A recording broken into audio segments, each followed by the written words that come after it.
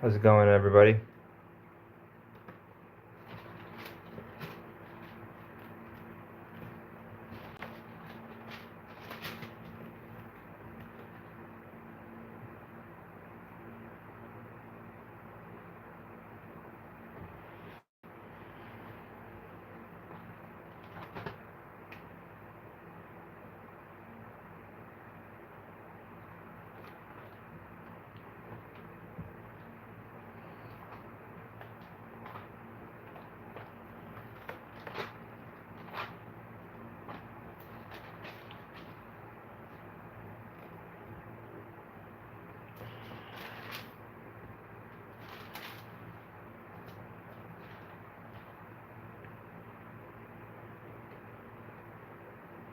Alright, so we're just looking up some random Urantia passages,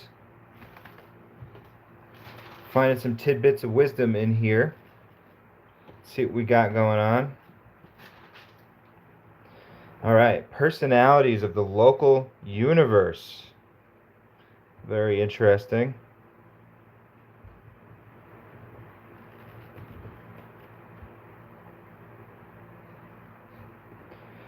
At the head of all personality in Nebadon stands the creator and master son, Michael, the universe father and sovereign.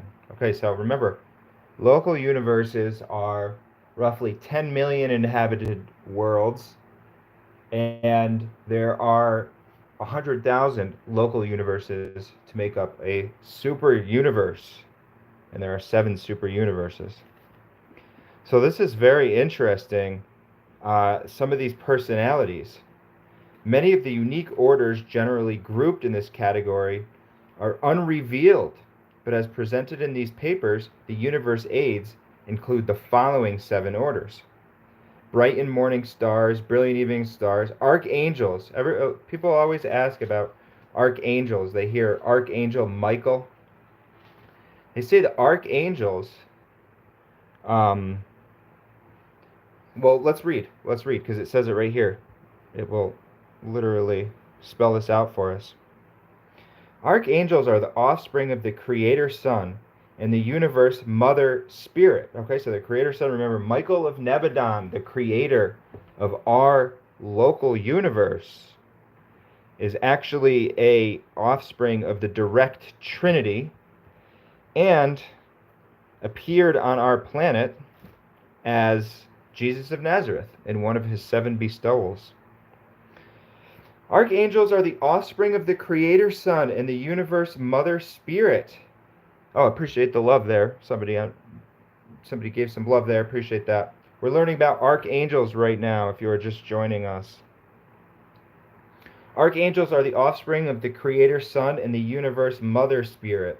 They are the highest type of high spirit being produced in large numbers in a local universe. And at the time of the last registry, there were almost 800,000 archangels in Nebadon.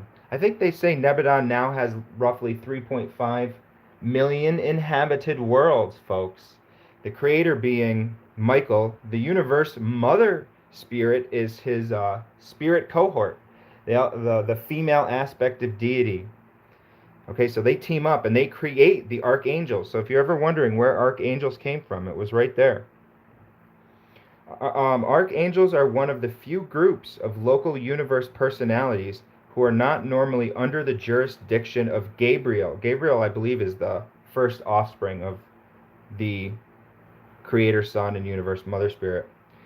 They are not in any manner concerned with the routine administration of the universe, being dedicated to the work of creature survival and to the furtherance of the ascending career of the mortals of time and space. All of these beings are here to help us ascend. So let's reach out and accept and take their help. While not ordinarily subjected to the direction of the bright and morning star, the archangels do sometimes function by his authority. They also collaborate with others of the universe age, such as the evening stars, as is illustrated by certain transactions depicted in the narrative of life transplantation on your world. The Archangel Corps of Nebadon is directed by the firstborn of this order. In more recent times, a divisional headquarters of Archangels has been maintained on Urantia. This is a very interesting tidbit to know. Maybe people on this planet feel so connected to Archangels. I mean, if you look at all of your cards when you go into like a new age shop, it's all Archangel this and that. Well, there's literally a headquarters world of archangels on our planet, so it's a very rare thing. It is this unusual fact that soon arrests the attention of extra Nebadon student visitors. So, beings coming from beyond our local universe, they're like, well, let's go check out Urantia. They got an archangel's headquarters there. Among their early observations of intra-universe transactions is the discovery that many ascendant activities of the brilliant evening stars are directed from the capital of a local system, Satania. Okay, that's the name of the local system, Satania. On further examination, they discover that certain archangel activities are directed from a small and apparently insignificant inhabited world called Urantia. And their immediately quickened interest in you and your lowly sphere. Oh, wait, I didn't see this. And then ensues the revelation of Michael's bestowal. Oh, okay, well, a creator son himself, this was his bestowal planet, okay? The life of Jesus of Nazareth. And that is when they're interested. Wow, what's going on with this planet? Really? It's also a rebellious planet? Wow, that's a really intriguing place. It's got an archangel sphere and a rebellious planet. Do you grasp the significance of the fact that your lowly and confused planet has become... Let me zoom out a little bit more here. Try to get this. All right. Has become a divisional headquarters for the universe administration and direction of certain archangel activities having to do with the Paradise Ascension scheme. This undoubtedly presages the future concentration of other ascendant activities on the bestowal world of Michael and lends a tremendous and solemn import to the Master's personal promise. He will return. He will come again. In general, the archangels are assigned to the service and ministry of the avonal order of sonship, but not until they have passed through extensive preliminary training in all phases of the work of the various ministering spirits. A corps of 100 accompanies every paradise bestowal son to an inhabited world, being temporarily assigned to him for the duration of such bestowal. If the magisterial son should become temporary ruler of the planet, these archangels would act as the directing heads of all celestial life on the sphere. You can see how well organized the universes are. The two senior archangels are always assigned as the personal aides of a paradise avonal on all planetary missions, whether involving judicial actions, magisterial missions, or bestowal incarnations. When this paradise son has finished the judgment of a realm, and the dead are called to record. Okay, this is important information here. The so-called resurrection. It is literally true that the seraphic guardians of the slumbering personalities respond to, quote, the voice of an archangel. Okay, this is a special resurrection that is done of the sleeping survivors. These are beings who did not move directly to the mansion worlds, because they didn't really get their act together here on planet Earth. They were distracted. They sought after the wrong things. They didn't accept God and spirituality. And God in his mercy doesn't say, well, geez, you can't ascend to the next level if all you align with is material mind and material body, because we know those things just go into the graveyard when you're dead, right? Well, God says, we'll resurrect you anyways and give you another shot in this special resurrection, but you're not going to go directly to the mansion worlds. As we, people who have become spiritual, it doesn't matter what religion, but that just you're spiritual, you're ascending during this life, you have your mind towards love and service and God, and you are going to wake up directly on the mansion worlds. Okay? These beings, they could be asleep for 100,000 years, 200,000, but eventually they will all be resurrected, and it is an archangel who presides over that resurrection. So for me personally, I've decided I don't want to do that, and I'm going to seek my spirituality, and I'm going to advance, maybe even beyond the mansion worlds. Who knows? Who knows? But okay, so here we go. The so-called resurrection. So they respond to that voice of the archangel. The roll call of a dispensation termination is promulgated by an attendant archangel. All right, so when all of those are to wake up again, this is the archangel of the resurrection, sometimes referred to as the archangel of Michael. Interestingly enough, that's the most that this book says about any being called Archangel Michael. Okay? They're saying that the being who wakes up this special resurrection of 100,000, 200,000, millions, the numbers I don't even know, but they call that being the Archangel of Michael of Nebadon, the creator of our universe, and the high personality of Jesus of Nazareth. Jesus of Nazareth was his bestowal personality. So it's very interesting that that is where Archangel Michael comes from. Now we have all of these tarot card decks that show Archangel Michael, and he's got a sword in his hand and a shield.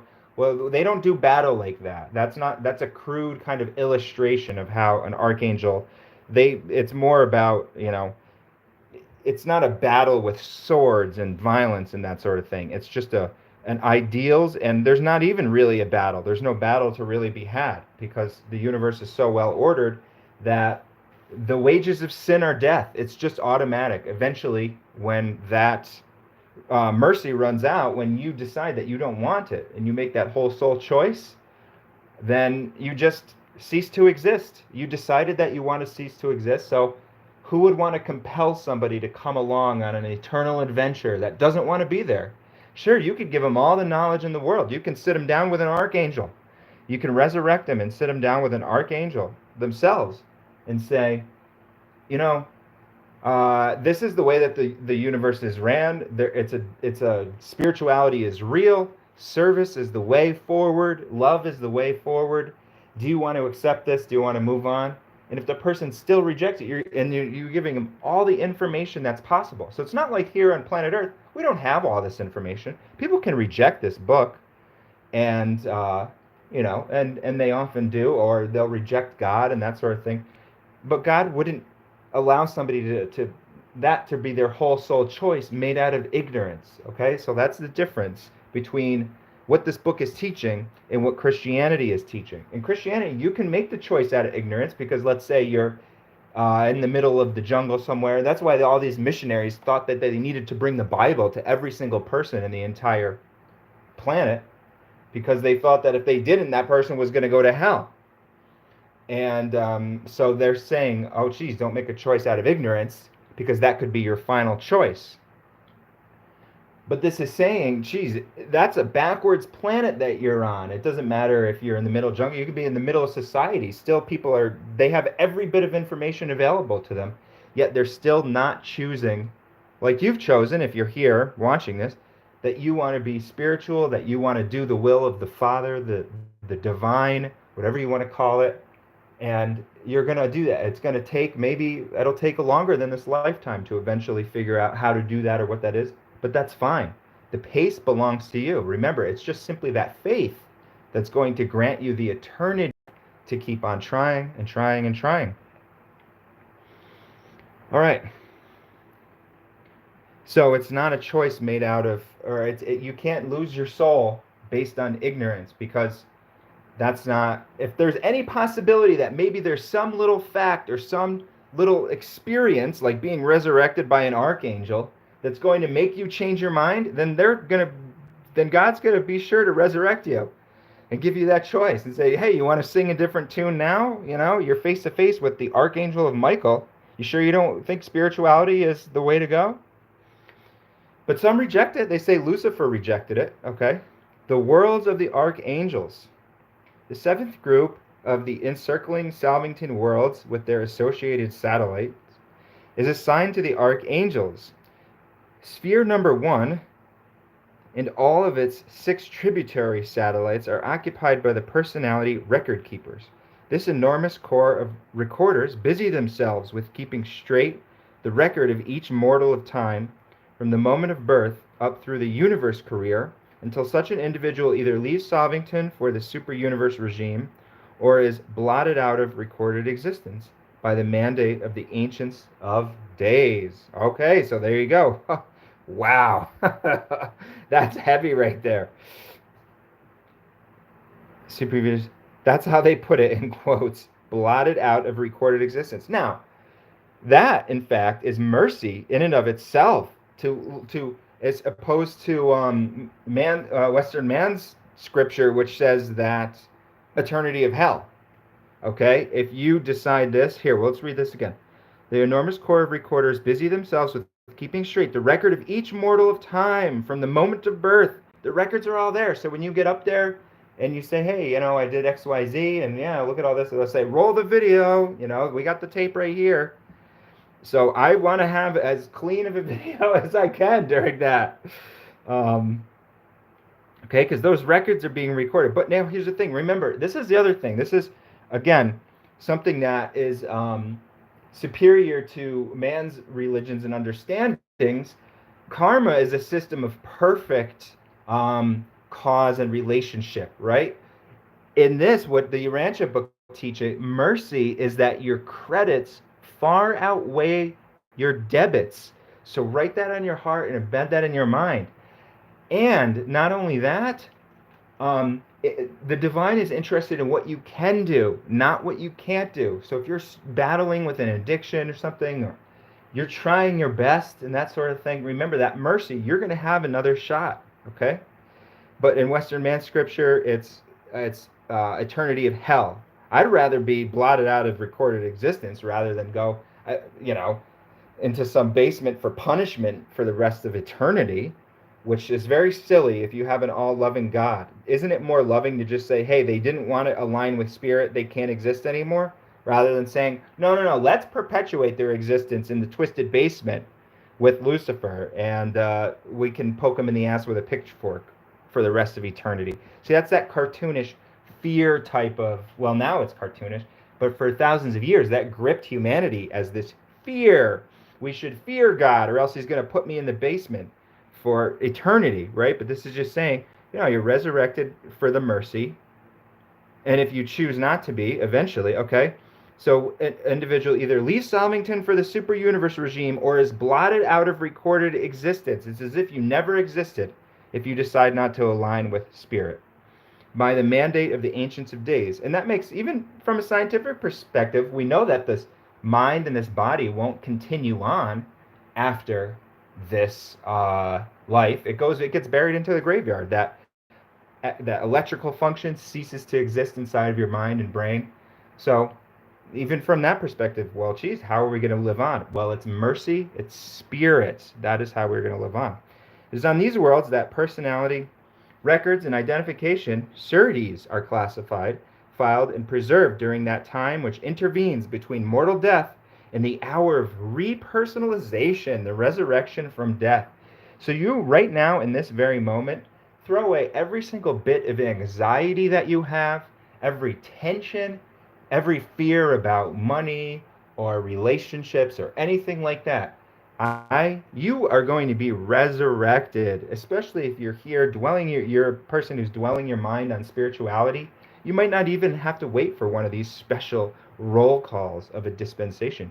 You might proceed right after you leave this planet onto a mansion world that could be mansion number 3, 4, 5, 6, maybe even beyond the mansion worlds. Who knows? Okay, with God, all things are possible.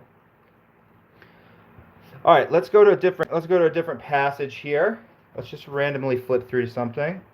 Okay, ideals of statehood. We touched on this actually in one of our videos. Here, this is a good one. Let's look at this. The profit motive. Is that in the? How's that lighting? I'm going to fix the lighting here, folks. Looks like I'm getting a lot of sun in. Well, you can still hear. You can still hear, and I can still see. So let's just roll with it. All right, here we go. The profit motive. So now we're taking it back down to the mundane, which is this book does a really good job of having searing, uh, let's call it a commentary on what's happening in our present day life. Okay, here we go. Can you see? Present day profit motivated economics is doomed unless profit motives can be augmented by service motives. In other words, the financial system will collapse. In fact, it has already collapsed, but they're just putting band-aids on it and printing money into existence to make it seem like it hasn't. It's a failed system already. And we're seeing the results of it. If you look at, the homeless encampment, I mean, this system is just chewing people up and spitting them out. Another good one-liner for everybody is the problems of the world are like a knotted jewelry in a jewelry box. Okay, you know how those knots are also super convoluted and bound together, and trying to pick them apart is so tedious because they're also interwoven. But here's the kicker: each day more knots and more chains are added to that compounding problem. Okay, so that is what we're facing here. That is what we're up against. All right. This book came out in sometime in the 50s.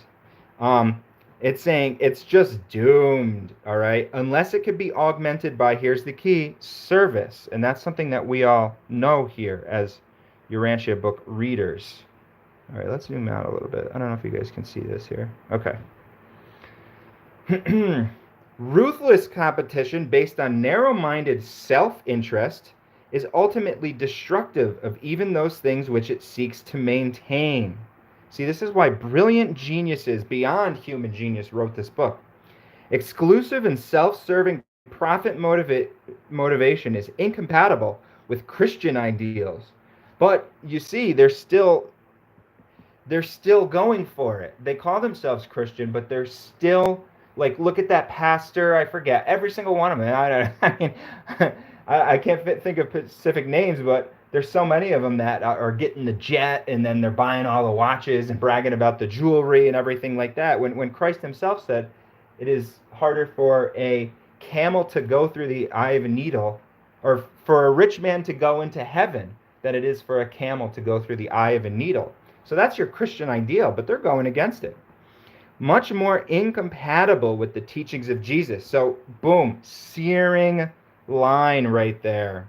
Because it's saying you have your Christian ideals, but they are a different thing from the teachings of Jesus. And this book goes on to say Christianity is the religion about Jesus, but we are seeking the religion of Jesus, which is very simply faith in God and love and service for all of your fellow human beings. And that's not just the believers. And they say that Christianity has become a fellowship of believers. But remember, there's seeds of great truth. So I'm not anti-Christian or anything like that. I think that Christianity has a great seed of truth within it, and it needs to just assimilate, take another good look, a reflective inward look at what they believe in themselves, and they have to be open for a new presentation of truth in the message and the teachings of Jesus that aren't encumbered by the religious dogmas. Okay, so they could actually borrow from, what does that sound like?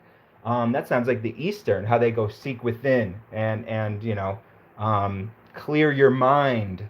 So they should borrow from that, and then they'll say, wow, what we're doing is freaking insane. We're following these pastors who are, bragging about their watches and stuff like that. In economics, profit motivation is to service motivation what fear is to love. Okay, so there you go, folks, right there. Profit. If you have a service motivation, then that is what is going to, that's the opposite. It's the direct opposite. But the profit motive must not be suddenly destroyed. See, again, this is why this book is completely wise beyond, because we, maybe as humans, would read that and say, oh, quickly, what are we going to do? Let's destroy the profit. Let's burn every single bit of money. And, maybe they'll come up with communism or something. But no, it's saying, don't be rash and hasty. It is not suddenly destroyed or removed.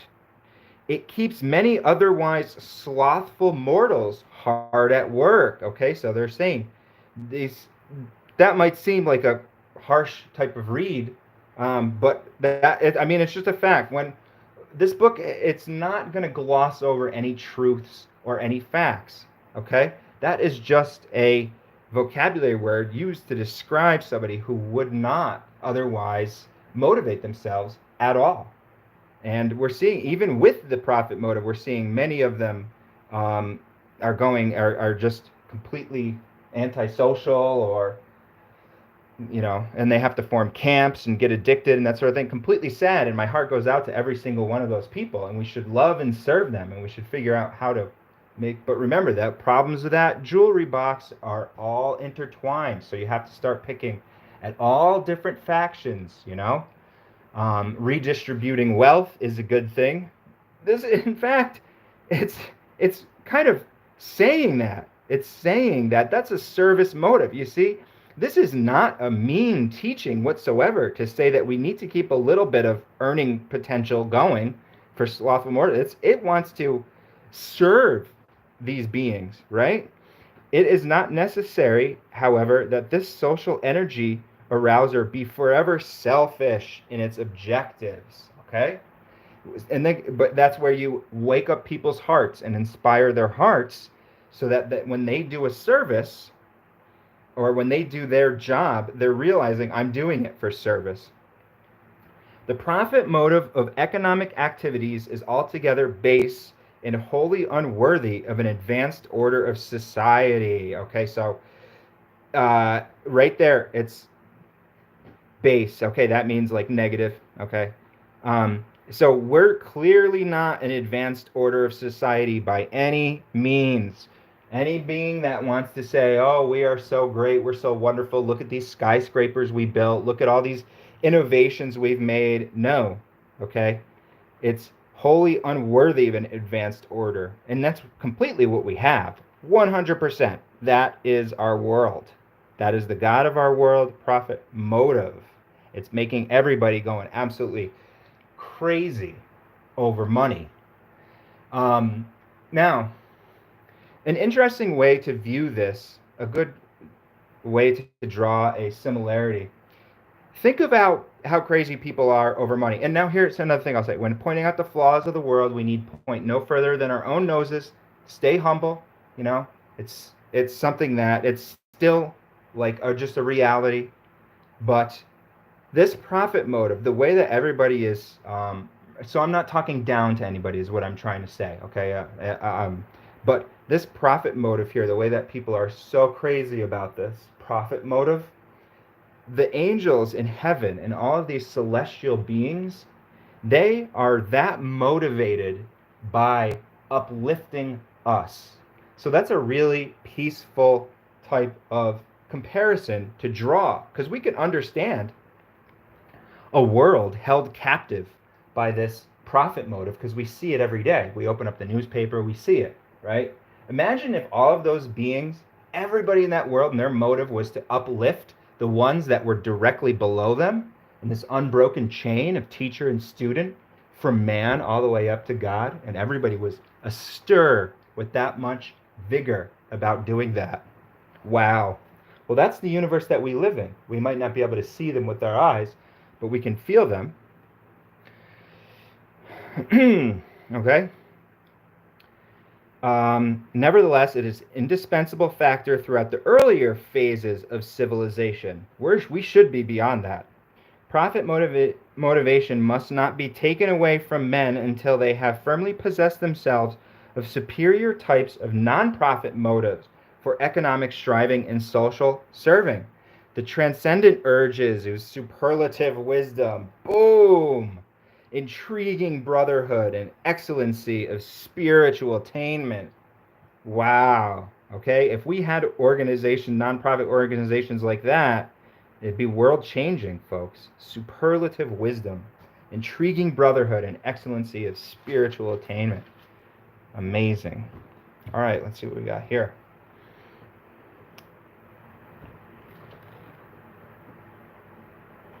All right, education. Wow, the profit motive was short, but searing. Let's look at education. The enduring state is founded on culture, dominated by ideals, and motivated by service. The purpose of education should be acquirement of skill, pursuit of wisdom, realization of selfhood, and attainment of spiritual values. Okay, I just got to take a quick break. My cat, you guys can check that out.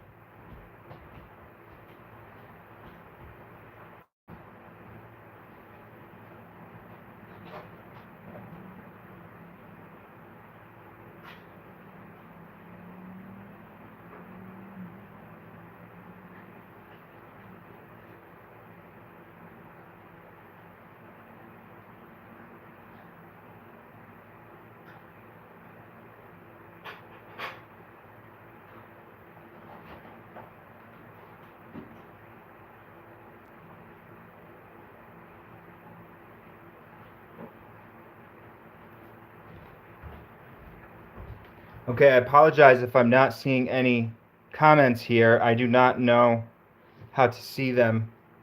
Oh, okay.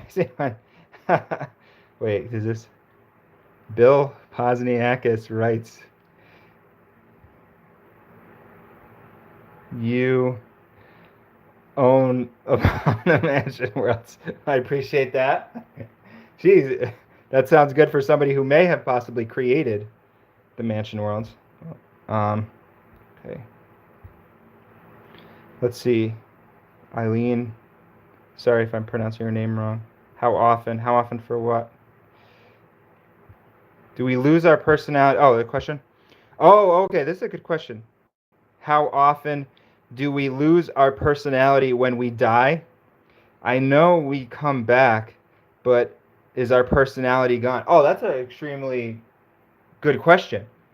That is a confusing question, or something that man's religions, I believe, has made it confusing to understand about this concept of personality. And this book goes into personality at great length, because if we look at something like transmutation or reincarnation or something, the next life, maybe we could be a blade of grass, literally, so your grandma that you knew and loved, and you loved her unique wit and personality, and now she's, I don't know, in some street somewhere as a blade of grass popping up through the sidewalk, getting shit on by cows, and what is she, trapped in that blade of grass going, yeah, let me out. Personality continues on. All right? I would prefer if I could then go to a place, this afterlife, where I could then say, oh, hey, Grandma, it's you. And she would recognize me, and we would talk like how we used to, and that sort of thing. To me, that's a breaking of the shackles. The idea of being a blade of grass. Now, they're not completely wrong, because of the fact that there is this ever-present divinity amongst everything, right? There is a divine spirit, well, God, God is everywhere. God has his everywhereness. So nothing is apart from it. But your personality is a unique aspect of the universe, and it will never cease to exist. You will never not know what it's like to be you, as long as you choose that. It's all about you continuing on and choosing that you want to continue on, and saying, I want to keep journeying on throughout the universe, and I'm going to follow the advanced, beings and teachers, God, spirit, whatever you want to call it. I'm going to follow that, and it's going to lead me into perfection, and I'm going to do the will of the divine. And as you do that, you keep living on in that personality. You are still going to be Eileen. And everybody's going to recognize you, not even just in the world after this one, but in worlds much, much after this one. Maybe even ones that Bill Posniakis has been to. You're going to recognize yourself, and you're going to recognize those around you as you journey on. Okay? So, yeah, that's a great question. It just makes so much more sense. Now, the other thing, too, it teaches that it's a progression. The universe is a progression. It's an ascension plan, which again is a breaking of shackles, not a redoing, sort of rehashing plan. So there's no need to come back to this planet Except there's situations where you would come back as a teacher, okay? But you would know that you were the teacher. You wouldn't be born and have to go through this whole period of not knowing who you were as an infant and then having to like do hypnosis and then reconnect with that or something like that. No, this is a breaking the shackles. You will, when you come back as a teacher, you'll be a semi-material being. They call them, on our planet, they call them the Caligastia 100, which is actually a very interesting phase of our planet's history, because a lot of people actually call them ancient aliens. If anybody's ever heard that term, the ancient aliens is what we call them in our society today. And they say, oh, wow, how did we know how to build the pyramids? How did we know how to do all these advanced things early on? There must have been visitors from other star systems. And the book teaches that, yes, in fact, there were beings called the Caligastia 100. All right, let's look and see where this is. This is in, let's look at this. Because those were beings who came back, but it was a very few, there was only 100 of them. All right, so it's not a thing that's very commonly done. You will go on. You will go on and on and on into eternity, because that's all that really there is. Let's see here. The history of Urantia, that's our planet.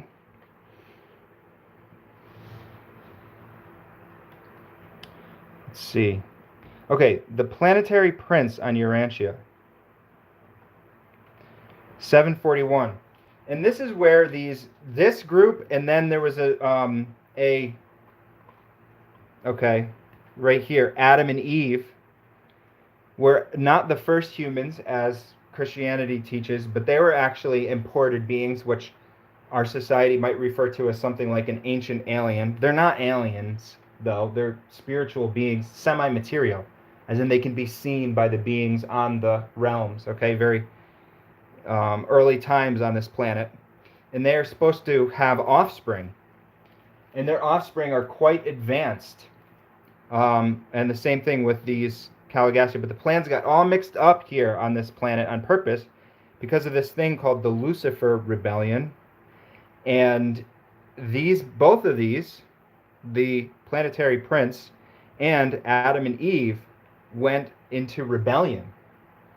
And now it is a lot of the reason why the world is the way that it is today, with all of this backwardsness, all of these wars, brother against brother, you name it. And it went way back to these early times of this rebellion. And simply, the Lucifer Rebellion was teaching unbridled personal liberty, whereas the sons and daughters of God teach that there is no liberty outside or apart from God. If you have unbridled personal liberty, then you will feel nothing about stepping on your fellow humans to get ahead in the life and in the world. But if you align your liberty with God, then you will say, how does this work for the total picture? Is this something that will uplift my fellow humans? Okay, then I know that it's part of the big picture. I know that's part of the divine plan. And then the satisfaction that you gain from that will be so much more, tenfold, 100-fold. You can't even really... The other thing isn't really even satisfaction. It's trickery and deception. And that's what they are, remember. They're arch deceivers. They pander to your base desires.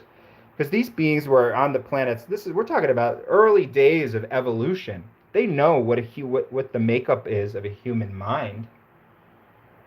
They know how to manipulate and what that mind will, go for as far as base desires, your sex gratification. Food is the number one.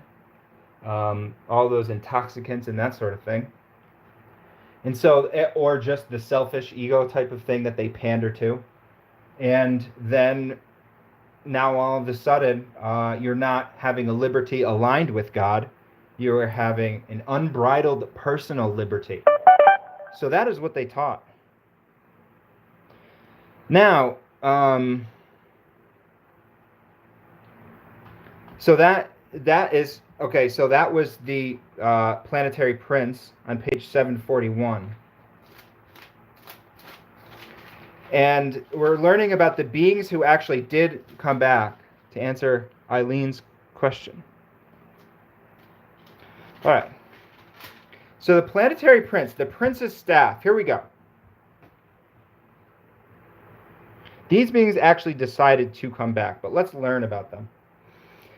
The planetary prince of Urantia, remember, he went into rebellion and his name was Caligastia. This is the under the history of Urantia. This book goes through the whole history of our planet and it says why, explaining these things, because all of our people are like looking at things like the pyramids saying, geez, who built these things?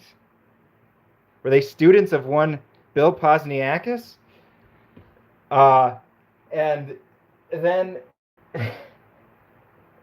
all right, I'll be right back.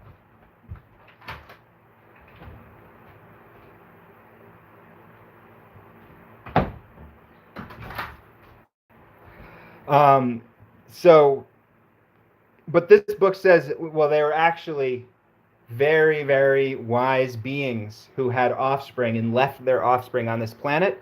And those offspring were assimilated into all the other cultures, like the Greece, for instance. We praise the Greek culture because of their art, their beauty, their philosophy.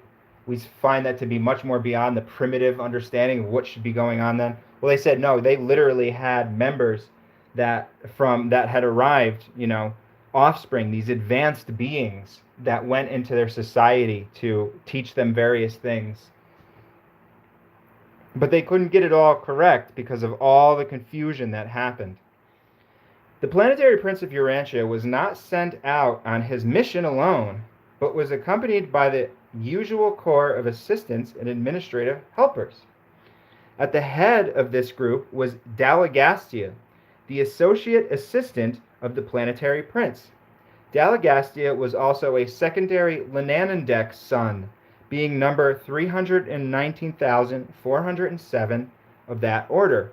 He ranked as an assistant at the time of his assignment as Caligastia's associate, okay? So that's a Lenanendek son is, it's kind of like an angel. You could think of it, they're advanced beings, advanced celestial beings, the Lenanendeks. The planetary staff included a large number of angelic cooperators and a host of other celestial beings assigned to advance the interests and promote the welfare of the human races. But from your standpoint, the most interesting group of all were the corporal members of the prince's staff, sometimes referred to as the Caligastia 100. These 100 rematerialized members of the prince's staff were chosen by Caligastia from over 785,000 ascendant citizens of Jerusalem who volunteered for embarkation on the Urantia adventure. Okay, so these are ascendant citizens. These people one time lived on a planet. They lived on, let's say, maybe like a planet like Urantia or one of the other 3.5 million inhabited worlds out there in just our local universe. And this is one of the system capitals or something like that. Okay, so they had made it up through the mansion worlds and that sort of thing. They were very advanced mortal beings that had attained quite a high level in order to be citizens of this particular sphere. And they volunteered to come back to our planet. This is way back. Let's see, does it give a time on this? I want to say it's maybe a little bit shy of 500,000 years ago, or I don't know. Okay, let's see. They might say as we read on. Okay. Each one of the chosen 100 was from a different planet. Oh, and none of them were from Urantia. So right there, okay? They were all from different planets. Imagine the power of just that group alone. And they really, and as far as universe progression, they are very much beginners too, as this book points out. Even though they might seem advanced, there's so much out there.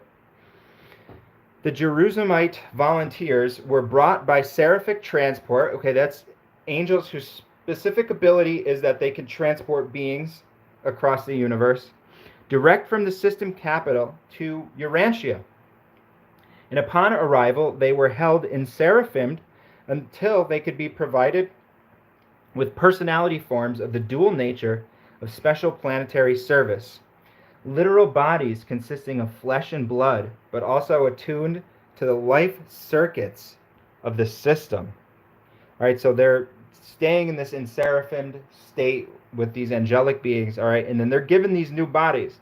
It's a much different experience than us, you know, having our parents literally just having, animal sex in the heat of passion, and then we're born as infants going, wah, wah, right? They're brought here and they're seraphimed here. So these are the beings who have come back to this world. So it's kind of correcting this understanding. It's more of like maybe a Buddhist or New Age understanding that we chose to come back here to this planet and to this life. And it's saying, only these beings, they knew that they were coming back here. You didn't know that. You just started out here. Your soul is new and it's fresh. Your spirit is the thing that's ancient. That is the eternal thing, timeless aspect of you. That's within you. But your soul is an evolutionary origin type of product, right? But then as you align that soul with the spirit, it becomes eternal. So there's those two separate characteristics, the soul and the spirit.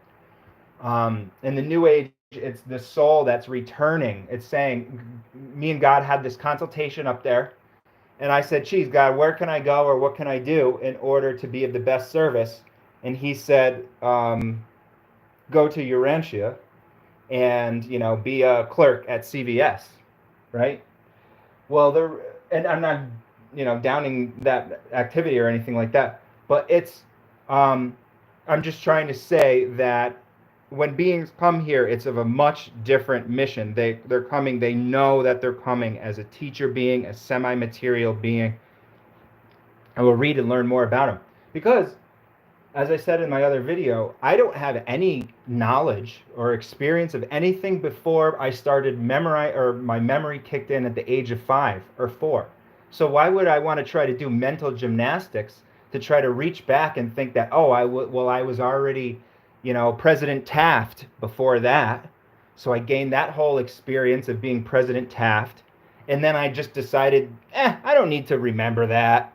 That won't be of any use. Geez, I wish I was born as a baby with the whole life of President Taft inside of my head. I'd freaking fly through school, with the whole freaking memory of an adult man inside of my head. But so what's the point of having that whole life of President Taft, but then getting whacked over the head and then not remembering it when you come back? Or the people that do remember, they have to go through some deep thing of all this hypnosis, or they're taking DMT and some drug. But then you have to ask yourself, are you sure that's just not a product of your human mind interfering with reality? You're concocting that out of your human mind.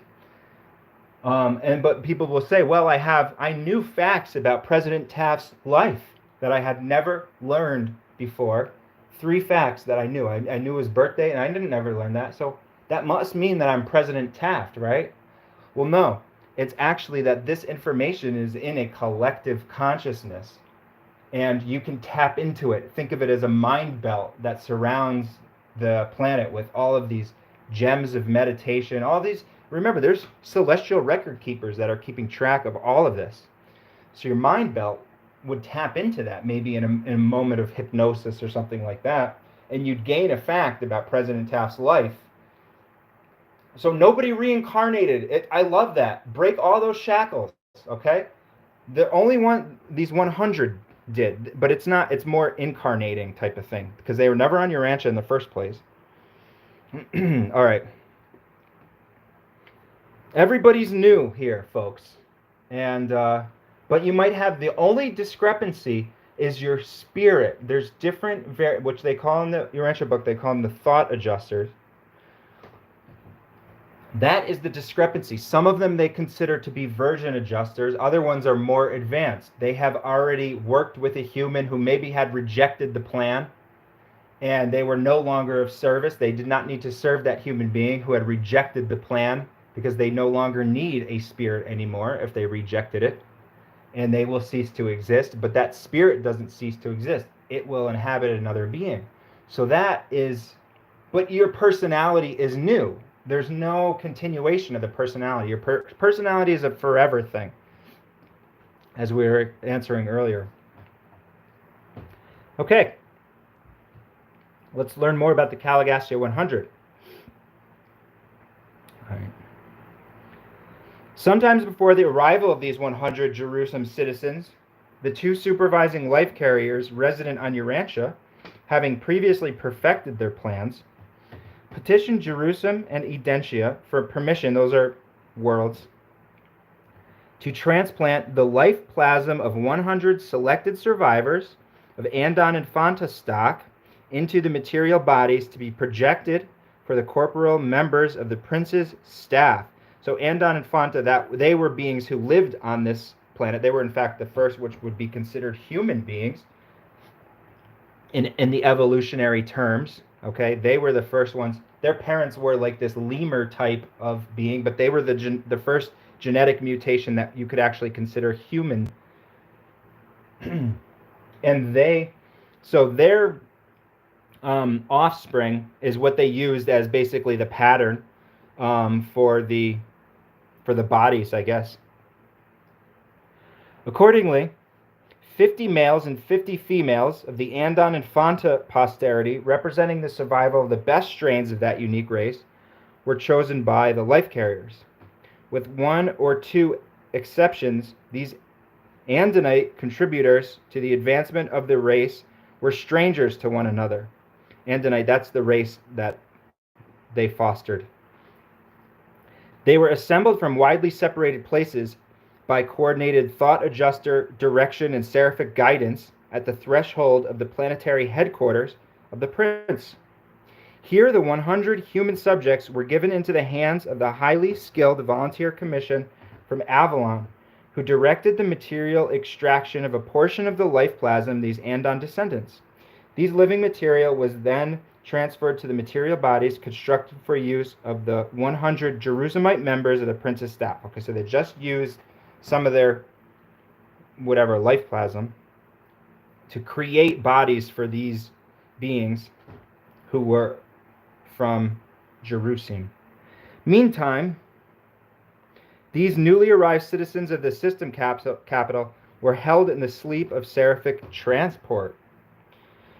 These transactions, together with the literal creation of special bodies for the Caligastia 100, gave origin to numerous legends. Ah, here it is. This is the information that we were looking for, which subsequently became confused with the later traditions concerning the planetary installation of Adam and Eve.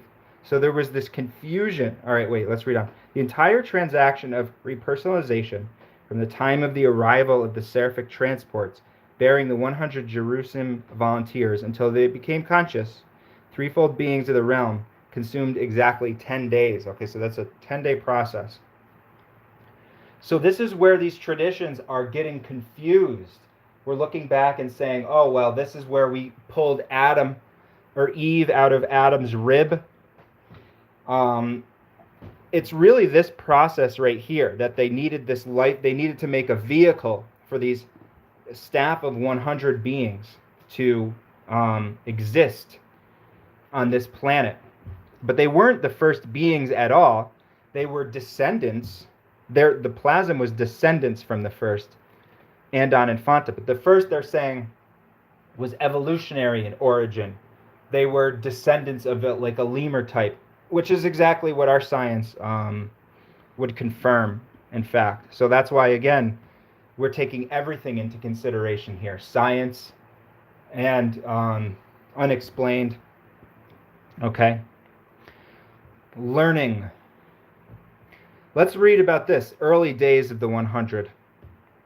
The arrival of the prince's staff created a profound impression While it required almost 1,000 years for the news to spread abroad, those tribes near the Mesopotamian headquarters were tremendously influenced by the teaching and conduct of the 100 new sojourns on Urantia. And much of your subsequent mythology grew out of these garbled legends of these early days when these members of the Prince's staff were repersonalized on Urantia as supermen, meaning basically human but more. They still had various, human attributes. They could be seen by the beings of the realm at the time, which actually is quite profound to understand. That is where these, they call them Nephilim in the Bible. I believe that term is from the Bible, Nephilim, which is like a god man, basically, or all the traditions have them. The Greeks have their half man, half god type beings. But that's where they came from. Those were all those legends came from. The serious obstacle to the good influence of such extraplanetary teachers is the tendency of the mortals to regard them as gods. But aside from the technique of their appearance on Earth, the Caligastia 100, 50 men and 50 women, did not resort to supernatural methods nor superhuman manipulations. But the corporal staff were nonetheless superhuman. They began their mission on Urantia as extraordinary threefold beings. Now, so this is just a long-winded answer to Eileen's question about, she says, I know we come back, but is our personality gone? Well, this is just a long-winded. You're only coming back if you choose to. Like, for instance, let's say now you attain the level of Jerusalem, right? You went through all of your mansion world teachings and stuff. Then you are, and you say, hey, you know what? I'm going to do one of those teaching missions. I'm going to go back to one of those planets, and I'm going to help uplift those, semi-savage beings, and teach them about spirituality as one of these planetary 100, staff of 100, because there's so many planets still yet to be created. All right. Oh, I have another homage. I would like to pay that homage right back to you, Billy. Thank you so much, everybody, for checking out the live stream. This is the first one we did. And yeah, we'll definitely have to do more of them. So don't forget, let all of that stress, anxiety, and tension brush right off. You're going to live on, folks. This is assured. You are going to live on. So take care.